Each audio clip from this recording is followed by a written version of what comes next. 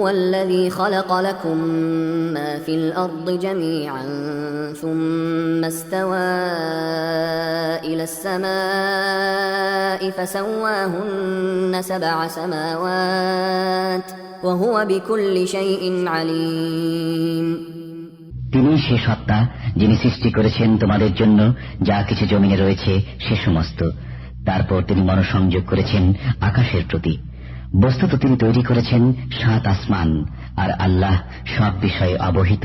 هو الذي خلق لكم ما في الأرض جميعا ثم استوى إلى السماء فسواهن 7 سماوات وهو بكل شيء عليم। তিনি সে সত্তা যিনি সৃষ্টি করেছেন তোমাদের জন্য যা কিছু জমিনে রয়েছে সে সমস্ত, তারপর তিনি মনোসংযোগ করেছেন আকাশের